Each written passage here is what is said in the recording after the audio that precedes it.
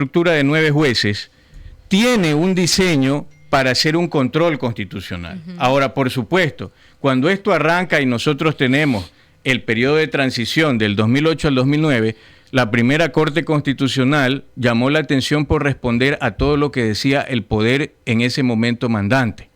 Y eso empezó a degenerar su naturaleza. Lo mismo pasó con el Consejo de Participación Ciudadana, que en un inicio, como no gustó, claro, porque una cosa es hablar de Corte Nacional de Justicia y otra cosa es hablar de Corte Constitucional que aparece con este paradigma. Nosotros, antes de este paradigma, tuvimos Tribunal de Garantías Constitucionales, pero bajo el imperio de la ley, correcto, que es otra cosa. Entonces, ¿qué sucede? He escuchado incluso hasta criterios equivocados que dicen, no, es que la Corte viene a ser una cuarta vía, tercera vía o tercera o cuarta instancia. No nos equivoquemos. La Corte Constitucional lo que hace es blindar, buscar que se respete todo lo que se desarrolló como texto constitucional y que, por estar en ese paradigma, tiene todavía posibilidades de seguir creciendo. Por eso es que cuando usted analiza y estudia el tema constitucional, no se queda pues en los 444 artículos de la Constitución. Tiene que ver las disposiciones generales, transitorias, el régimen de transición y, por supuesto, todas las sentencias y dictámenes de la Corte Constitucional que desarrollan eso que se llama el famoso precedente constitucional y que se convierte en obligatorio para evitar la vulneración de derechos constitucionales. Entonces, por eso cuando se llega a la Corte Constitucional, se llega a través de garantías jurisdiccionales, pero específicas y especializadas. Caso concreto, la acción, por eso el nombre, extraordinaria de protección. Entonces, ¿qué sucede? Su conformación inicial, desde ahí tenemos un problema que es de diseño en la Constitución, porque resulta que para elegir a los 9 jueces, usted tiene que formar comisiones. Y una comisión sale del gobierno nacional, otra sale del tema de la función legislativa, otra sale de la función judicial y ahí empieza a tener un inconveniente.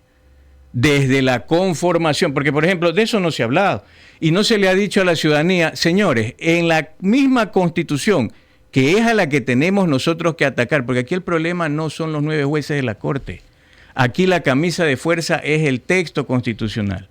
¿Usted quiere cambiar realmente toda esa estructura que tenemos y que en este momento le molesta para poder desarrollar, en este caso el Ejecutivo, los planteamientos que quiere? Porque efectivamente las situaciones extremas en las que estamos requieren medidas extremas. Hay que cambiar la Constitución. ¿Cómo se cambia la Constitución? No basta la enmienda. Yo no comparto eso. Vamos a gastar 60 millones en una consulta referéndum. Otra vez. Porque eso fue lo último que se gastó en el reciente proceso de consulta y referéndum. Vamos a gastar por otras enmiendas porque recordemos que es obligatorio este proceso, no tanto por las 4 preguntas que recién ha enviado el presidente de la República a la misma Corte Constitucional para que se las califique, un día después de la marcha, ¿no? La marcha fue el 12, el 13 envió esto, reconociendo la autoridad de la Corte Constitucional. No solamente... Pero es el camino. Es que por eso, entonces vamos a la raíz. No, yo particularmente creo que si vamos a estar de enmienda en enmienda, o en este caso reforma parcial, porque el caso de las bases militares y el tema de quitarle del presupuesto dinero para que le caiga a los partidos políticos y a la promoción electoral en elecciones, que estamos de acuerdo que eso se elimine, solamente son 2 puntos o 2 artículos de la Constitución. El problema no va a ser que nos llamen cada 6, 4, 5 meses a estar cambiando artículo por artículo. Tenemos que entrar al proceso de la Asamblea Constituyente para cambiar el texto completo. Y cuando yo hablo de cambiar el texto completo, no se entienda mal. No se trata que va a coger de cero, porque resulta que esta Constitución que tenemos vigente tomó muchas cosas de la del 98. Lo que hay que hacer es mejorar y cambiar excesos. Lo que vino de Venezuela. La Constitución vigente tiene problemas de excesos que tergiversan los derechos humanos, porque los derechos humanos per se no son malos. Pero si usted tiene excesos y tergiversaciones, efectivamente tiene que cambiarlas. Y dentro de esas tergiversaciones hay temas que tienen que superar el famoso estado de bienestar, porque yo no me puedo quedar solamente en los derechos. Los derechos son infinitos. pero los recursos para poder sostener esos derechos son finitos. Entonces, ¿qué pasa? Los jueces de la Corte Constitucional cumplen un rol fundamental en este modelo y estructura que tiene el Estado. Si usted quiere cambiar lineamientos de ese control constitucional, solamente se puede hacer con un cambio integral de la Constitución. Asamblea Constituyente. Asamblea Constituyente. Ahora, ¿qué sucede? Sí, efectivamente, hasta el año 2019 nosotros tuvimos cortes que estaban hasta llenas de escándalos. Y ustedes acordarán el tema de la Corte Cervecera, etcétera. Cuando viene el Consejo de Participación Ciudadana de Transición, incluso ustedes recordarán que esa forma de elegir bastante extraña, de que lo que viene de los candidatos calificados por la comisión, que resulta en un ánfora o resulta en un bolillero y aparece una bolita como si fuera bingo, tipo tómbola, eso de ahí, por ejemplo, debe ser cambiado. Porque, ¿qué resulta? Con ese sorteo, ¿no?, en el cual uno puede decir, bueno, es que es un sorteo avalado por un notario público y en todo caso ahí no debería haber ningún problema. Sí, pero resulta que se presta para suspicacias. ¿Cómo usted sabe que no está marcada, que no la bolita, yo quiero que se vaya a Entonces, ese tipo de cosas que fueron en su momento una solución para salir del bache, no pueden mantener. Ese tipo de cosas tenemos que entrar a lo de fondo. Si nos vamos a quedar en la discusión, porque efectivamente, ¿qué dice la pregunta? ¿Está usted de acuerdo con que los jueces de la Corte Constitucional sean también considerados como autoridades sujetas a juicio político, enmendando la Constitución de conformidad con el anexo a la pregunta? Recordemos que hay una gran diferencia entre consulta propiamente dicha y referéndum. ¿Cuáles son esas diferencias, doctor? La diferencia abismal, por ejemplo, es que en estas 4 preguntas que envía el presidente de la República a la Corte Constitucional y las que tienen que ver con el tema de la enmienda, en los anexos, que es lo más importante porque está compuesto de considerandos de una frase introductoria de la pregunta y anexos. Los anexos son la pepa. Porque la pregunta puede estar bonita y resulta que los anexos me cambian la historia. Porque ¿qué pasa con los anexos? En los anexos me dicen los artículos que se van a reformar y cómo va a quedar el nuevo texto si se aprueba esta pregunta. En cambio, una consulta, simplemente consulta, que es la mixtura, es por ejemplo preguntar sobre el tema de los casinos. Porque ahí recién, más o menos como lo que pasó del Yasuní, sí, no queremos que lo exploten y ahora vamos a ver cómo resuelves eso. Porque recién la autoridad pública toma el problema y empieza a buscar los mecanismos legales y estructurales para poder cumplirle la voluntad popular. Eso es diferente. Entonces aquí, en el momento que se aprueba este tipo de pregunta positivamente, inmediatamente se cambian artículos de la Constitución y los artículos de las leyes pertinentes. ¿Para qué? Que están los anexos eso. Para que funcione. En este caso, en los anexos se han limitado a poner exclusivamente lo de la Constitución. Y en la disposición transitoria de estas preguntas, simplemente dice, la Asamblea Nacional en el plazo de 90 días desde la proclamación de los resultados del referéndum constitucional en el registro oficial, realizará las reformas legales respectivas para cumplir con esta reforma constitucional. Entonces, para que se den cuenta, más o menos como el tema de los jueces constitucionales que se pidió con especialidad, hasta ahora no se los ha nombrado porque es todo un proceso. No es que ya cambian los artículos de la noche a la mañana, usted tiene la diferencia. Ahora, ¿qué pasa con esto del juicio político? De la pregunta. De la pregunta propiamente dicha. Las 6 entre todas, la que envió el presidente de la República, esta es la 4ª, tal como se ha enviado a la Corte Constitucional, es la 4ª. Claro que sí. Porque recuerde usted que las otras 2 ya son de cajón. Claro. Las otras 2 son producto, porque estas vienen a ser por la vía que está buscando la vía de la enmienda, y las otras 2 son reforma parcial porque ya tuvieron aprobación en la Asamblea Nacional.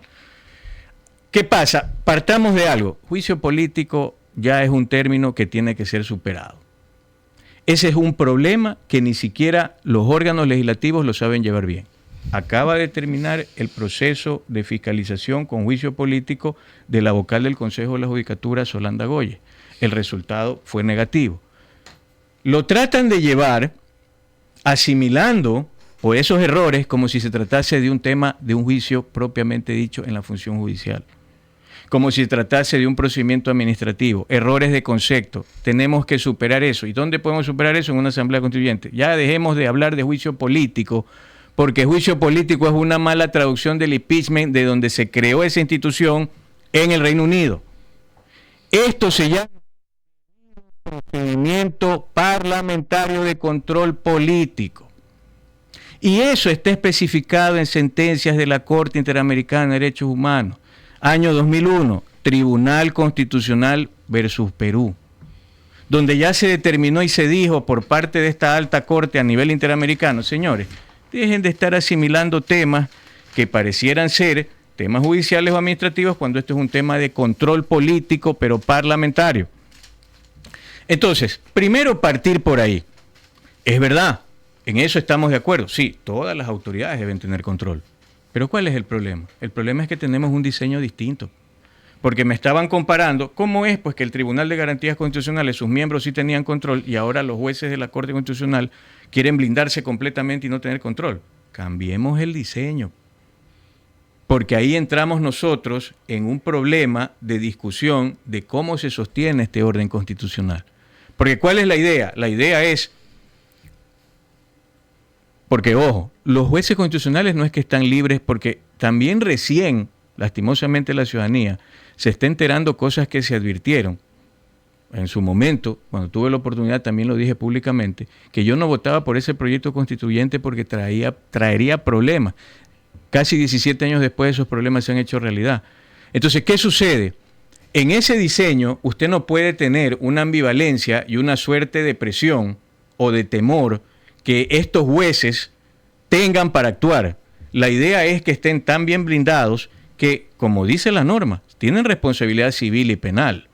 Lo que pasa es que nadie se ha atrevido a procesarlos. ¿Por qué? Porque también para llegar a eso, superar más o menos como en la Asamblea la inmunidad, necesitan las 2/3 partes de los mismos miembros de la Corte Constitucional. Entonces, ¿qué es lo que ha sucedido? ¿Para qué vamos a perder el tiempo? Para procesarlos, doctor. Para procesarlos. Entonces, ¿hacia dónde se busca en este tema llegar al punto del control? Yo estoy de acuerdo que el control sea para mantener lo que se denomina el check and balance. Eso viene desde la época de Karl Lowenstein, en su libro La idea de la Constitución, que lo que buscaba era tener, aparte de la división de poderes, un contrapeso y regulación de esos poderes, los frenos y contrapesos entre los poderes del Estado. Pero ¿cuál sería un problema de fondo si yo aplico un tema de juicio político? Primero es la calidad de nuestra función judicial, de nuestra función legislativa. Es la calidad. Segundo, se está planteando en esta misma consulta, entiendo que es la pregunta 2, el tema de lo que se entregó en la Corte Constitucional, el tema de la reducción del número de asambleístas. Sí, pero ese no es el problema es la calidad. El problema no es reformar el artículo 118, sino el 119, para que se pidan requisitos y esa calidad permita que haya un mejor tipo de legisladores que sepan incluso llevar un procedimiento parlamentario de control político. Eso por un lado. Si usted tiene mayorías que puedan empezar a presionar la naturaleza de lo que decidan o no decidan jueces constitucionales, eso sí se presta para un problema. Y entonces usted en el diseño constitucional tiene una deformación completa. Lo que corresponde es ir a la Asamblea Constituyente y cambiar pues el diseño. ¿Qué significa cambiar el diseño? O regresamos a un Estado legislativo, que es el Estado de Derecho, o nos quedamos con el Estado de derechos, constitucional de derechos, pero con ciertas puntualizaciones claves que permitan, por ejemplo, un control no cargado de politiquería, porque el temor de esto es que se cargue de politiquería y lógicamente este control devenga en desvíos y abusos de poder. Porque poder que no es eterno. Correcto, porque cambian esas mayorías y vamos a tener la suerte de lo que ya sucedió en este país. En este país se bajaron tribunales de garantías constitucionales. Pasó en el gobierno de Lucio Gutiérrez. Se bajaron una Corte Nacional de Justicia. Se bajaron un Tribunal Supremo Electoral. ¿Sabe qué ha significado eso para el Ecuador? Sentencias de la Corte Interamericana de Derechos Humanos donde tenemos que pagar todos los ecuatorianos. Sanciones que no solo son económicas, sino también de llamados de atención al tema estructural legislativo. Entonces, queremos un control, hagamos un control que busque ser lo humanamente más independiente posible. Y entonces, claro, la pregunta como está diseñada, solamente... Pero cambiando su estructura, dice. Sí, porque como está esto diseñado, y usted tiene la función legislativa que tenemos, que puede cambiar de 151 a un menor número, probablemente por la forma en que se está planteando la reducción, que eso es saludable, pero eso no significa que cambie la calidad, pues. Si lo que hay que buscar es el cambio de calidad. Ahora, ¿qué pasa con la calidad?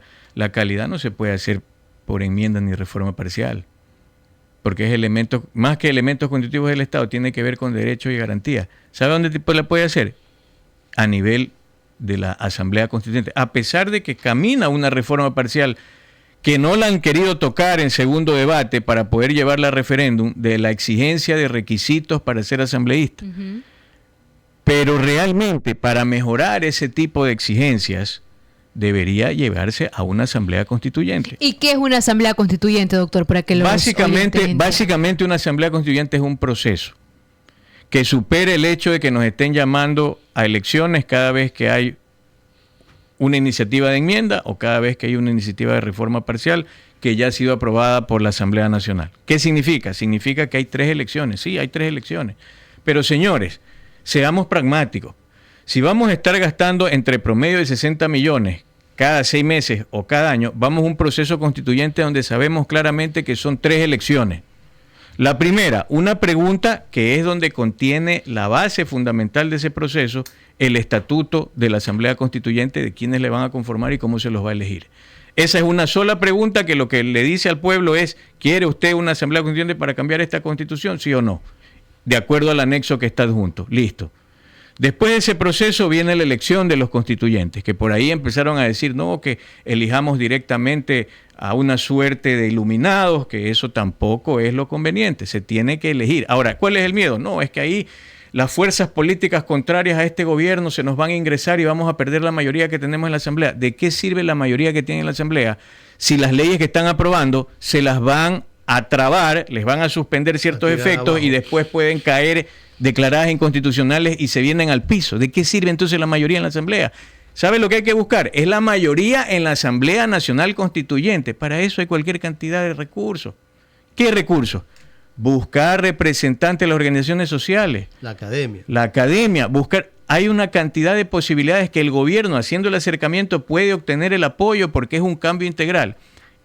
La tercera elección de ese proceso es que, terminado el texto constituyente, que tranquilamente puede ser en 6 meses, 8 meses, 10 meses, se presenta a la población para que apruebe el referéndum de un texto completo, íntegro, que cambie el actual. El tema es el tiempo, pues, doctor. Pero ya se ha comido. La Asamblea Constituyente. Pero mire lo que se ha comido de tiempo. Si él hubiese mantenido la posición de ir a la Asamblea Constituyente de manera radical, probablemente en enero estábamos ya nosotros seguramente... Y no es algo que no lo ha topado el presidente, porque en algunas entrevistas lo ha mencionado. Lo que pasa es que no lo descartan, pero yo veo que están produciendo un desgaste. Si la estrategia es llegar al desgaste, de hacerle entender a la población y decirle, mire, el último bastión que queda de resquicio, que no se puede cambiar con enmienda, reforma, es la Corte Constitucional, vamos a la Constituyente, como para ganar más adeptos. Porque la Corte Constitucional, se quiera o no, tiene en un momento dado, porque es ambivalente de acuerdo al interés de las personas, ¿tiene aceptación o tiene rechazo?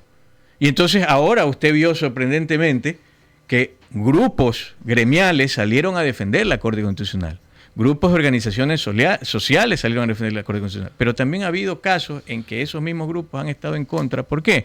Porque la Corte Constitucional ha tenido también muchas veces temas de sesgos tutelando cosas ideológicas.